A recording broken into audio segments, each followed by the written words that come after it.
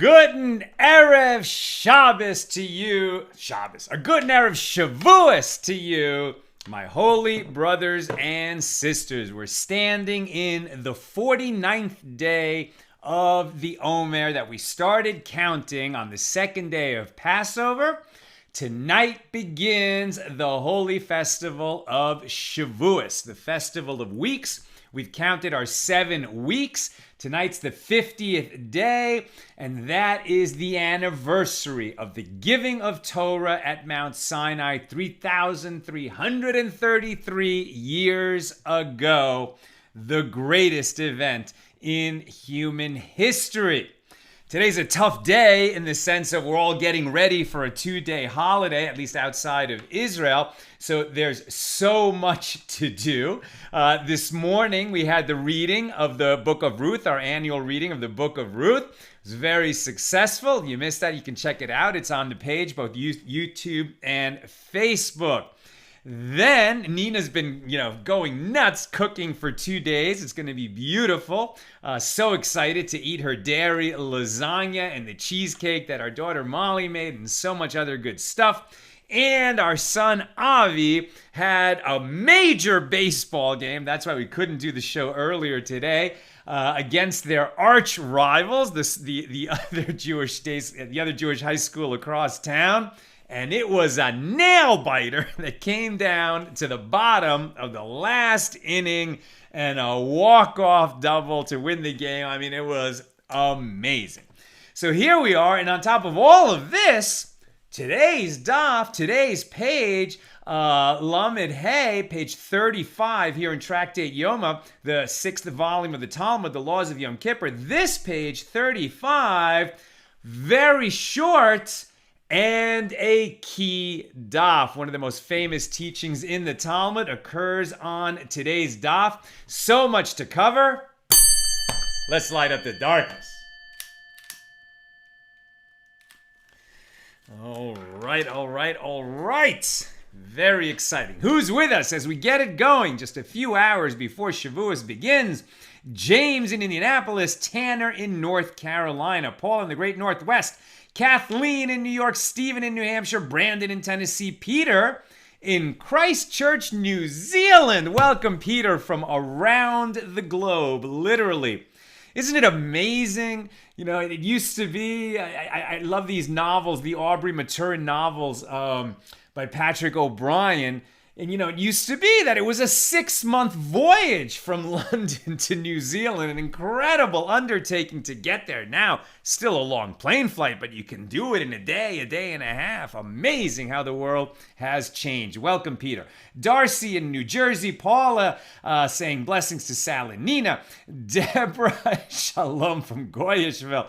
Aaron in Kansas City, Ryan in Jacksonville, Christo wishing everybody a joyful Shavuos. Won't be able to hear the entire lesson and we'll catch up after the holiday. Nancy in North Carolina, John in Sedona, Deborah wishing us a happy Shavuos. Zach, I know, is in Las Vegas and wishing everyone a great Yom Tov.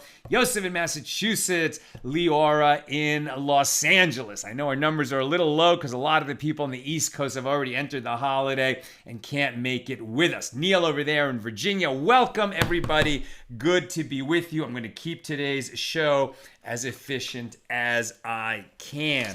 Let's just get right into it, shall we?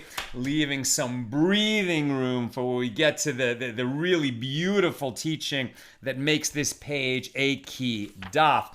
We are in chapter 3 of Tractate Yoma. We're talking about the daily practices, the daily observances that are required in the temple, which on Yom Kippur, the high priest is going to need to do them.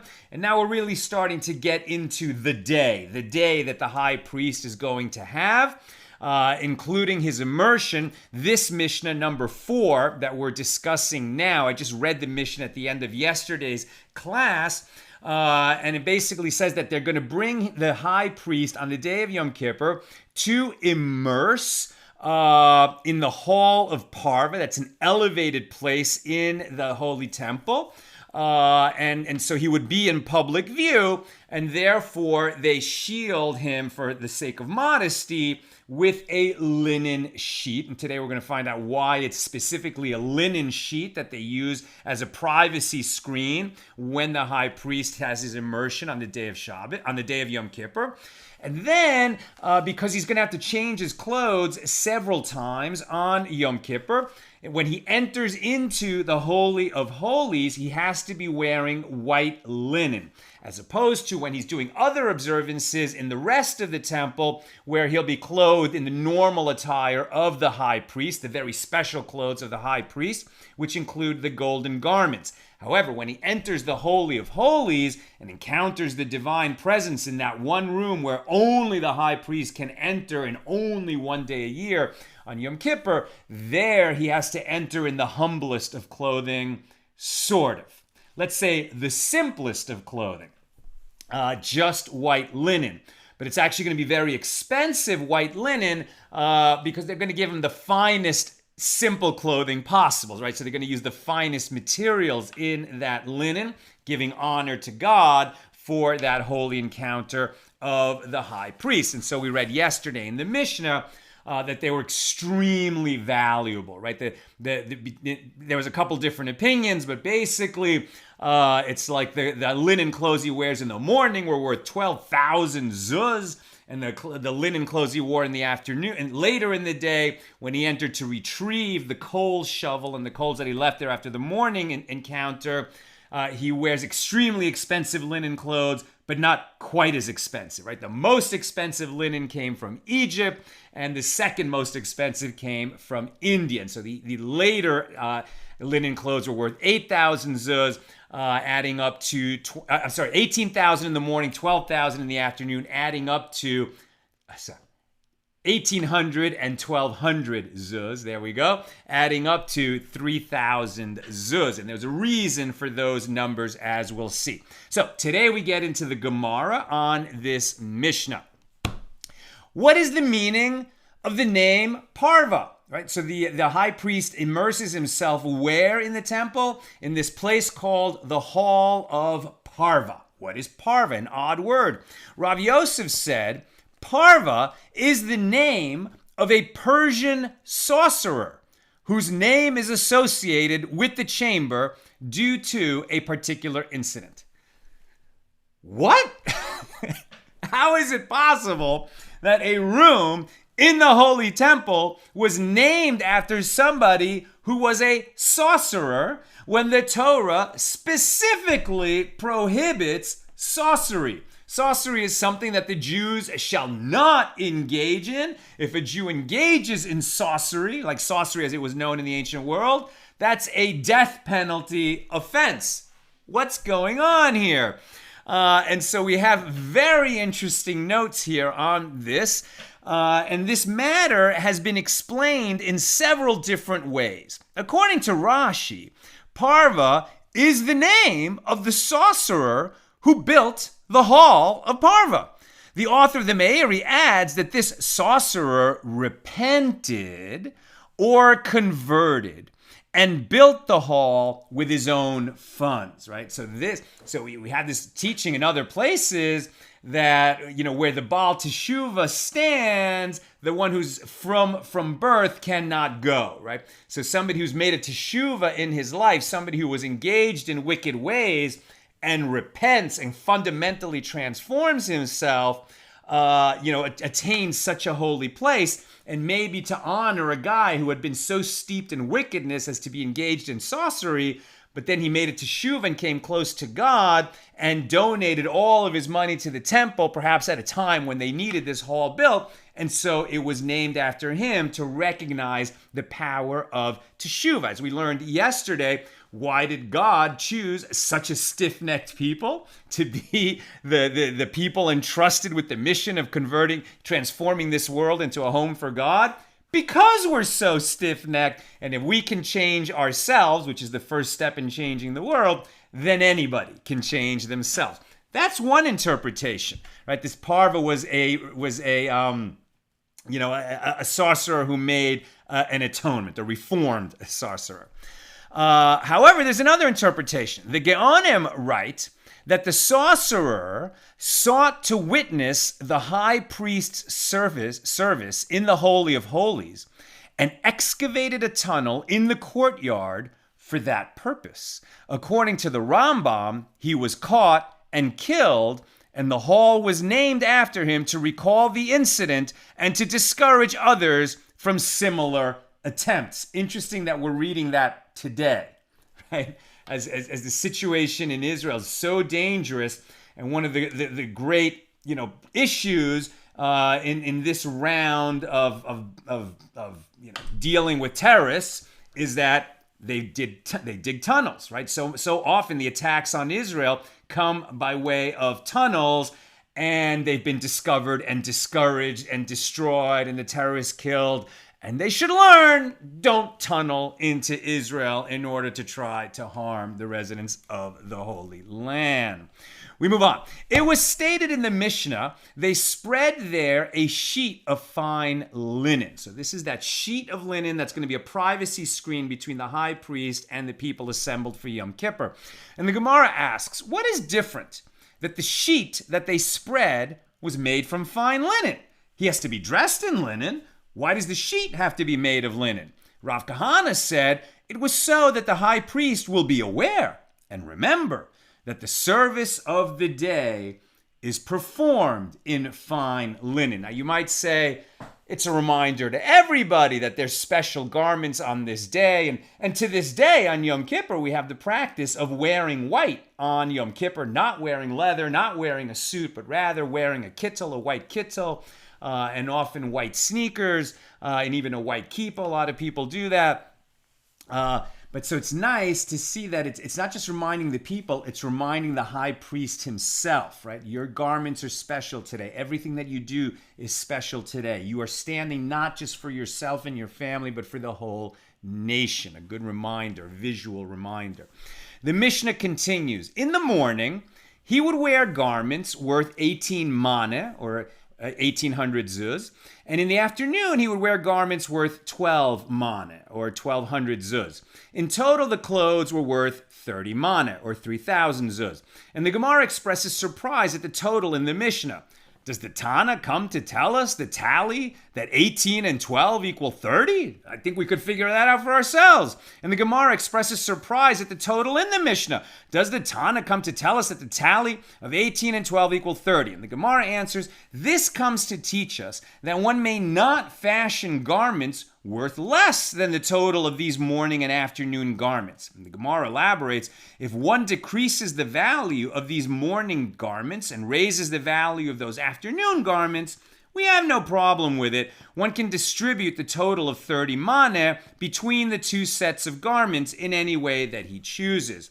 The Gemara comments, however, everyone, both Rabbi Meir and the rabbis, agree that the clothes of the morning are superior and must be more valuable than those of the afternoon. And from where do we derive this? Rav Huna, the son of Rav Elazar, said that with regard to the linen garments donned by the high priest in the morning, the verse states, he shall be dressed in a sacred linen tunic and with linen trousers next to his flesh, and he shall be girded with a linen belt, and he shall wear a linen mitre. That's Leviticus 16:4. Now, from the fact that the verse repeats the term linen 4 times, it is derived that the choicest linen should be used for this purpose. And the Gemara raises an objection. It is stated, and it shall be that when they enter in at the gates of the inner court, they shall be clothed with linen garments, and no wool shall come upon them while they minister in the gates of the inner court and within. Now, that's from the book of Ezekiel.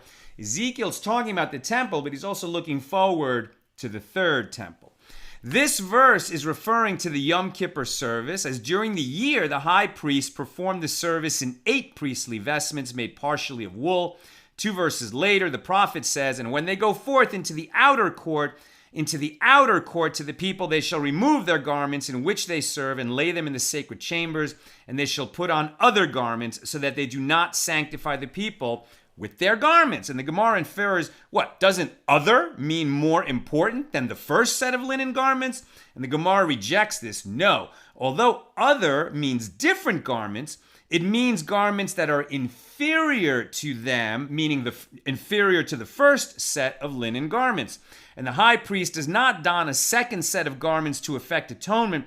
Rather, he dons them in deference to God to remove the spoon and the coal pan from the Holy of Holies. The first time he enters the Holy of Holies on Yom Kippur, it's to make that atonement, and he brings the incense with him and the pan with the coals, the hot coals in them, and he pours the incense onto the hot coals when he's standing inside the Holy of Holies, and this beautiful fragrant smoke fills the room as commanded in the Torah.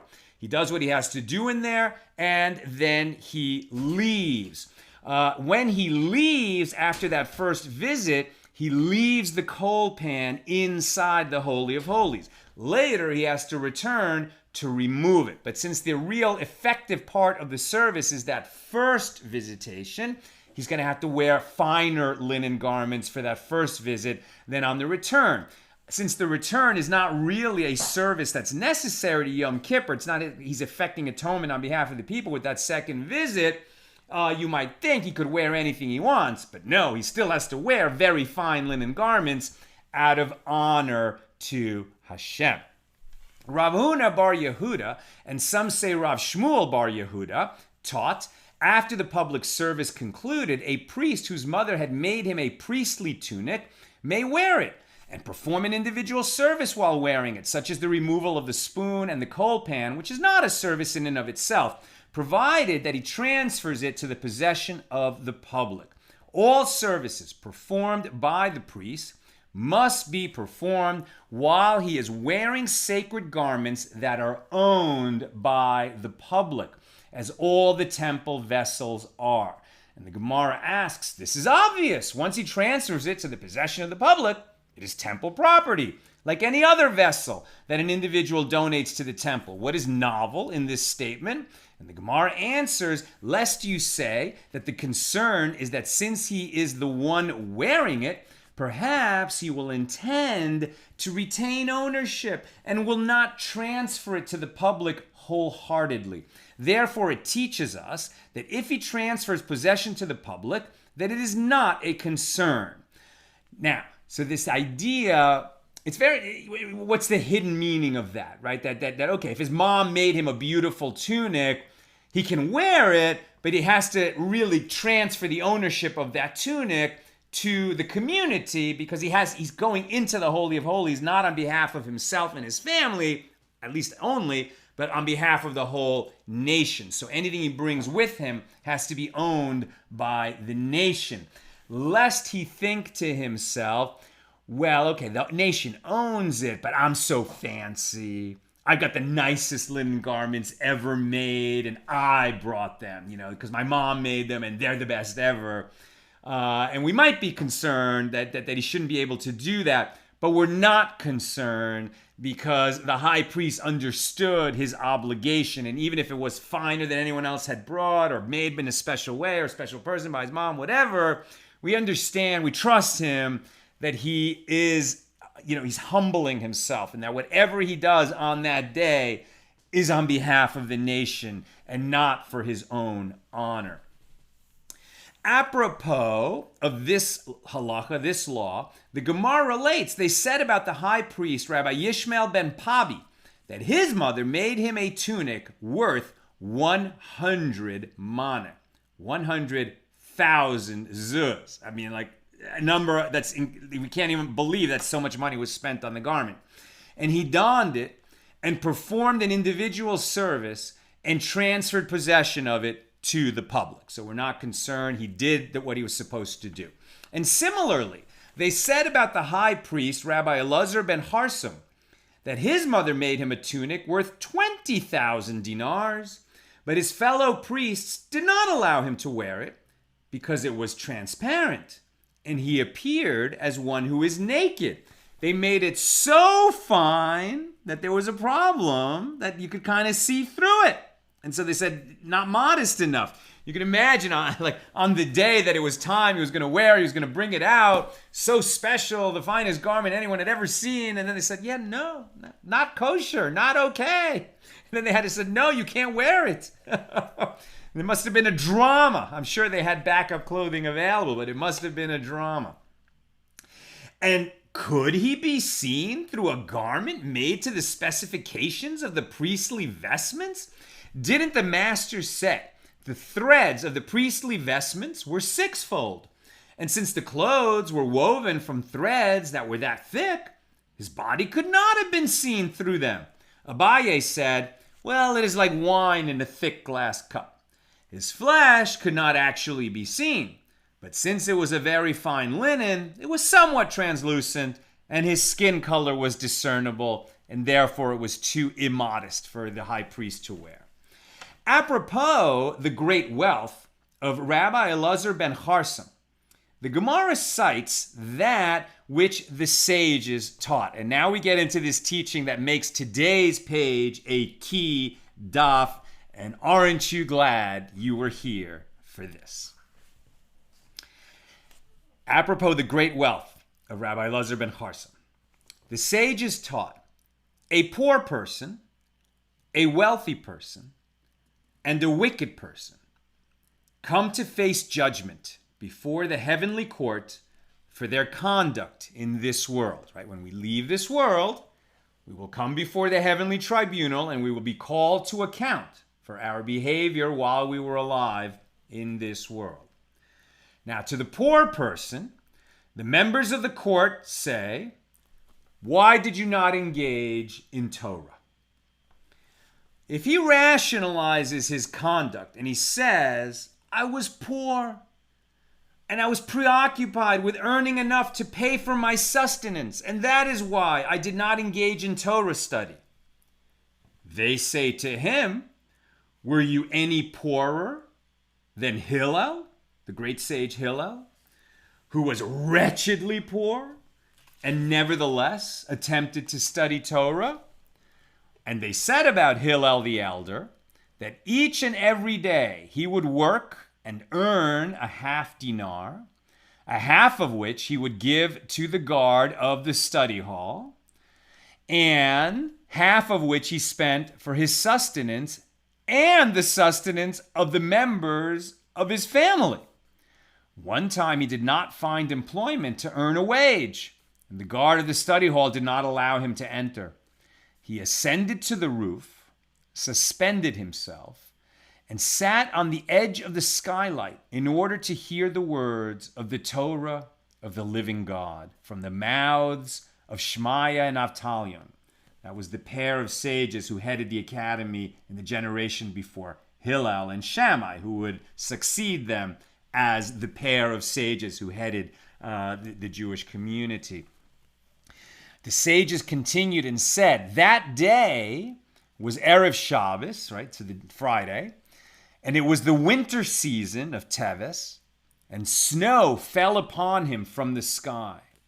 When it was dawn, because it snows in Jerusalem, when it was dawn, Shmaya said to Avtalion, Avtalion, my brother, every day at this hour the study hall is already bright from the sunlight streaming through the skylight, and today it is dark.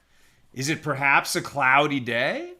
They focused their eyes and saw the image of a man in the skylight. They ascended and found him covered with snow, 3 cubits high, 4.5 feet of snow over Hillel. They extricated him from the snow, and they washed him and smeared oil on him, and they sat him opposite the bonfire to warm him. And they said, this man is worthy for us to desecrate Shabbos for him. Now, saving a life overrides Shabbos in any case. However, this great man is especially deserving. Clearly, poverty is no excuse for the failure to attempt to study Torah. Now, remember, there were 3 that came before the heavenly court: a poor man, a wealthy man, and a wicked man. And if a wealthy man comes before the heavenly court, and the members of the court say to him, why did you not engage in Torah? If he says, I was wealthy, and I was preoccupied with managing my possessions, they say to him, were you any wealthier than Rabbi Elazar, who was exceedingly wealthy and nevertheless studied Torah? And they said about Rabbi Elazar ben Harsum that his father left him. Now, this is Rabbi Elazar ben Harsum, so he's a sage. But we were just talking about Rabbi Elazar ben Harsum as the Kohen Gadol, as the high priest who wore such an expensive, or sought to wear such an expensive linen garment on Yom Kippur. So we had this question some weeks ago, were any of the sages priests and even high priests? So here's an example, Elazar ben Harsum. So they said about Rabbi Elazar ben Harsum that his father left him an inheritance of 1,000 villages on land, and corresponding to them, 1,000 ships at sea. And each and every day, he takes a leather jug of flour on his shoulder and walks from city to city and from state to state to study Torah from the Torah scholars in each of those places. In other words, he takes flour on his in this bag on his shoulder. Why flour? Well, because that's like the minimum, the minimum requirement of food that you can carry the most of from place to place, right? If you carry sandwiches or fruit, you're only going to be able to feed yourself for a few days, and it's very heavy. But flour is the most compact form of food. You can always find some water, mix it with the flour, bake it in the sun, or maybe find an oven, then you'll have some bread. So this man who is, wealthier than imagination, right? This is like the Jeff Bezos of Israel in his time. And what did he do? He just lived on unleavened cakes and water, walking from place to place so that he could study from the greatest Torah scholars in the community. He did not live it up according to his wealth, presumably except when he became the high priest, but then he just used that wealth as an honor to God, not for his own pleasure, and he made it his business to study as much Torah as possible. One time, as he passed through the villages of his own estate, and his servants found him, and they did not recognize him, and thinking that he was a resident of the town owned, in other words, basically like an indentured servant of the distant owner, this guy they probably haven't even met, this Rabbi Elazar who owns 1,000 villages, and they thought that he was just an indentured servant from the local village who ought to be working, and they pressed him into service for the master of the estate. And he said to them, I beseech you, let me be, and I will go study Torah. Not, let me be because I'm your boss. He didn't say that. He was so humble. He said, let me be and I will go study Torah. And they said, we swear by the life of Rabbi Elazar ben Harsum that we will not let you be. And the Gemara comments, and in all his days, he never went and saw all his possessions and his property. He didn't even bother to see how rich he was. He didn't count it up. It just wasn't of concern to him. Rather, he would sit and engage in the study of Torah all day and all night. So when we get to the heavenly tribunal after we leave this life, we're not going to be able to use the excuse we were too poor to study Torah, nor we were too rich to study Torah. And if a wicked man comes to judgment, the members of the court say to him, why did you not engage in Torah? And if he said, I was so handsome and preoccupied with my evil inclination as I had many temptations. This is the excuse of a rock star, right? And they say to him, were you any more handsome than Joseph, who did not neglect Torah despite his beauty? They said about Joseph the righteous, Yosef Hatzadik, each and every day the wife of Potiphar seduced him with words. In addition, the clothes that she wore to entice him in the morning, she did not wear to entice him in the evening. Right? So this beautiful and sexy wife of his master Potiphar was wearing the skimpiest, sexiest outfits day and night, a new outfit, trying to seduce Yosef into her bed in the evening. And the clothes that she wore to entice him in the evening, she did not wear to entice him in the morning of the next day, constantly trying a different way to seduce him. And I'm almost done, by the way, so get your comments and questions in. One day she said to him, Submit to me and have relations with me. And he said to her, no. And she said to him, I will incarcerate you in prison. And he said to her, I do not fear you. As it is stated, God releases prisoners. Psalms 146:7. Now, of course, the imagination of the sages is so rich, right? Was Yosef actually studying Torah? He lived hundreds of years before Torah was given, right? It's he that brought the Jews down into Egypt. But as we learned a few days ago, yes, even Abraham studied Torah, Yitzhak studied Torah, Yaakov studied Torah, and his sons all studied Torah in the academy that was established by the sons of Noah. So they had already some sense of what it is that God wanted from us, even if the written and oral Torah had not yet been given. Somehow, because they were prophets, they had access to the sort of primordial Torah of God even before it was given. And she, Potiphar's wife, said to him, I will cause you to be bent over with suffering. He said, God straighten those who are bent over. She said, I will blind your eyes. He said to her, God opens the eyes of the blind. She gave him 1,000 talents of silver to submit to her, to lie with her and be with her.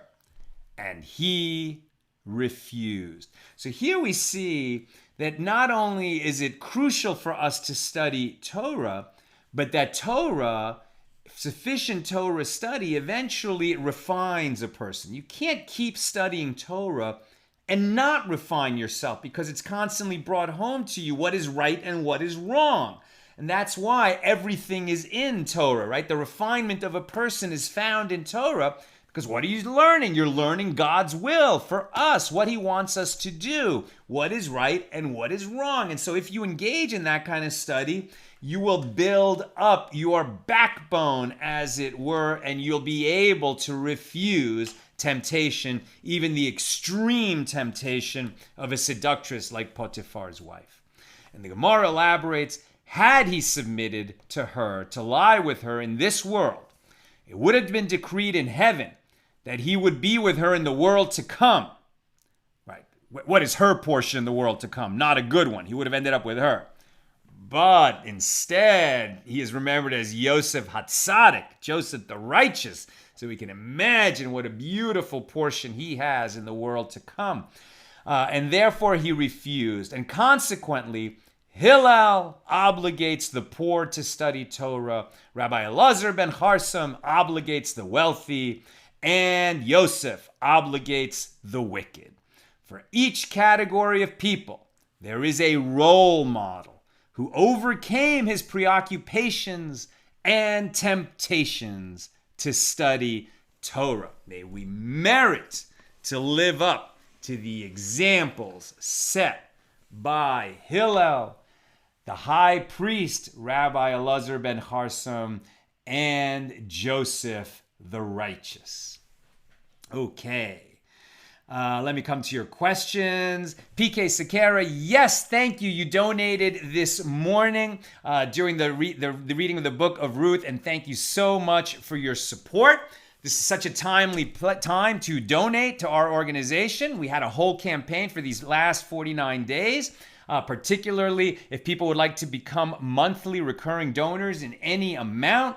I'll put that, it's just donate.accidentaltalmudist.org, and I'll put that in the comments afterwards. Nina's too busy right now to monitor comments, so I need to scan these for the questions. And yes, you can donate after Shavuos or become a recurring donor after Shavuos. We appreciate it so much. Donating to our nonprofit organization enables us to share more Torah with more people around the world. So thank you to everybody who has donated already and who is contemplating the donation. Thank you so much, everybody. Let me see. Aham Svarupa, and I'm sure I'm saying that wrong and I apologize. Could you shed some light on the spiritual reason for our having multiple contradictory accounts of some stories? For example, the two different versions of the origins of the Parva location. Was it named after a Persian sorcerer who who was a Jew and who made a teshuvah, made an atonement, came back to the ways of Torah, and then donated a fortune to build his hall of the parva? Or was it named after a wicked sorcerer who wanted to see what the high priest actually does in the Holy of Holies and dug a tunnel, and it was discovered and he was killed, and that event was commemorated? Two vastly different stories to explain how it came to be called the Hall of Parva. And so you asked me, what is a spiritual interpretation, a spiritual reason for the fact that we have different stories?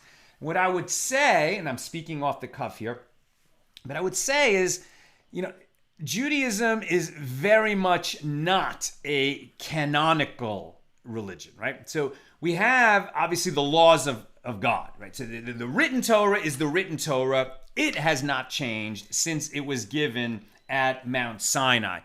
People like to, give you this modern biblical criticism thing that the Torah was written by humans and evolved over time. They really don't have evidence for that. That's a theory, and it is a counter-faith theory. So let me just dismiss that. However, there are so many interpretations that come out of the written Torah, and here we're talking about kind of historical stories in the tradition that were passed down as part of the oral Torah, and the fact that there's multiple interpretations and conflicting interpretations, and the sages sometimes were so passionately in conflict with each other. And we've learned before that a debate, a dispute for the sake of Torah will endure. A dispute not for the sake of Torah will not endure. Likewise, there were these passionate disputes between the followers of Hillel and the followers of Shammai. And finally, a voice from heaven emerged and said, "These and these are the words of the living God." And so our tradition teaches very strongly that the way to learn and the way to get closer to God's truth is to get inside the teachings, get inside the verses, get inside the words of Torah, and hash it out and argue. And if different meanings come, fantastic, right? Fantastic. As long as they don't violate actual laws given by God, the fact that there are different interpretations really reflects that we're digging in and struggling, bringing our own selves and our own capacities and our own earthly, our souls riding around in bodies, bringing those capacities to bear as much as we can to try to understand what God wants from us. That is holy work, and God appreciates it. And of course, multiple and even conflicting interpretations are going to emerge from that. And one day, right, when Elijah returns and says that the Messiah, the Mashiach, is coming, at that time, these questions will get answered. Until then, we hold the conflicting interpretations, right? We hold both majority and minority opinions. Now, the people have to know how to observe the law, and that's why we get rulings from the sages, often according to the majority view. But we always capture and retain and transmit the minority opinion as well. And that's just part of the tradition. That's how it works. And it's very inviting, right? It invites us to get in and wrestle with the Torah and with the verses and with the teachings of our ancestors all the time, understanding that we can't, just because we have a new interpretation, that's good. It's good that we bring a chiddush. It's good that we bring something new, but we have to also respect that our ancestors were closer to the giving of Torah at Mount Sinai, and so they were privy to a light and to a perspective that we're not. So, we can't really bring teachings that contradict our ancestors. It's more that we bring new teachings that contradict our own generations, perhaps, and, shed light on new questions that just weren't even around. That's why the oral tradition is so important, because new questions arise that our ancestors never could have imagined. I mean, we talk about DNA splicing, designer babies, all kinds of questions like that. Meat grown in a test tube, is it kosher? Questions like that never existed for our ancestors. And so that's why we have a tradition that is supple and teaches us how to ask questions. It's so important to know how to ask questions and how to carry on a detailed and passionate analysis.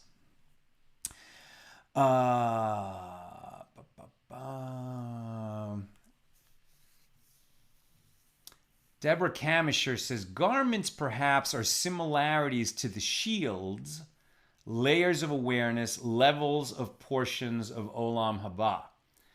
I confess I'm not sure what that means. But in terms of the levels of this world, right, the spiritual levels of this world, we definitely have, and these are Kabbalistic teachings, that, first of all, God is always animating the universe at all times. It's not like God created the world and then just peeks in from time to time.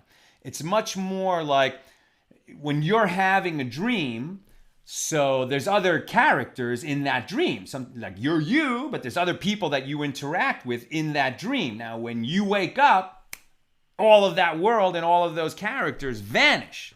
In some sense, all of those characters, even the ones you were interacting with, they're you, they're expressions of you, they come from your dreaming mind. But that dream only exists as long as you're dreaming it. And when you wake up, it's all vanished, it's all gone, right? God is sustaining the universe at all times, right? God's energy, spirituality, God's light, God's life force is always flowing into this world and sustaining it. And if God for one moment decided not to keep that force, that life force and energy coming in, this whole world would disappear. But God's light and force are so powerful that they can't just be shunned into this world. It would wreck everything in its path, right? And so God sort of puts, maybe this is what you mean by the shields, right? So there are sort of filters of increasing filtration, right? That sort of guard us from being overwhelmed by God's light. And so it's sort of like God lives in this, vast and powerful spiritual world. And as that energy comes to our world, it passes through a series of worlds which are sort of less and less spiritual, more and more material, until that energy gets to us in a very hidden way. And that's why it takes faith to have a relationship with God in this world, because God's presence is hidden in our world. And it's hidden because God loves us. Right? We would not be able to survive in the presence of God in our material form if God didn't shield us from that overpowering light and energy. And perhaps, I think Deborah's saying that these layers of clothing that the high priest wears, they're so fine, they're so white, they're so precious, and in a sense, there's a kind of spiritual representation of those filters, those shields from that world. And maybe it's possible. The Lubavitcher Rebbe teaches that a person who doesn't have good vision, right? It's like the problem isn't that the eyes are damaged and that's why you don't see well. In a sense, it's that the filter is a little bit damaged and it isn't blocking out all of that energy. A person whose vision is diminished is actually getting a little bit more access to that spiritual energy coming into this world, and that makes it difficult for a person to see, right? When you have a transcendental experience, for whatever reason, you get there through meditation, through some kind of spirit quest. Some say hallucinogens act in this way. There are these plants that have existed throughout the world. And a better term for them than hallucinogens is entheogens, right? So these are substances that enable one to sort of open that third eye and see a little bit of that upper world. Near-death experiences can provide a similar glimpse into that upper world, right? So when your filter, right, your brain and your eyes actually work as a filter to shield you from that upper spiritual world, and sometimes that breaks down, and then the power of that upper spiritual world hits you and it's overwhelming, right? God forbid you should have such an experience when you're driving the carpool, because you can't drive a car safely in that condition, And so maybe one or two experiences in a lifetime like that is enough to, give a person a feeling that, wow, there's more to this world than what I see, and I better conduct myself like Hillel, and like Elazar ben Harsum, and like Yosef Hatzadik. That's what I've got for us today. Let me just quickly check over here. I didn't know this. Neil is telling me that Rabbi Elazar ben Harsum served only for 11 hours as Kohen Gadol. That must have been a record. Oh dear, I wonder what happened. I mean, we see that he served on Yom Kippur, and that was the last day of his life. I don't know that story. I need to learn more about that. Okay, that's what I've got for us today. My pals, if you're celebrating Shavuos, may you be blessed with a safe, a healthy, an inspiring, and meaningful and joyful Shavuos. And to our friends around the world, may you have a safe and inspiring and utterly uplifting day. With God's help, we'll be together again tomorrow. No, on Tuesday. Tomorrow is going to be Shavuos outside of Israel. It's a 2-day Shavuos. So Tuesday will sort of be like when we come out of Shabbat. It'll be a late class, late when we come out of Shavuos. Almost certainly. Sometimes Shavuos just kind of goes on, and we keep learning and celebrating, and my aim is to come back and be able to teach you on Tuesday night. If not, we'll have to make it up on Wednesday. But my goal, with God's help, is to be teaching them. But it'll be late on Tuesday, if at all. That's what I've got for us today. All the best to you, my holy sisters and brothers.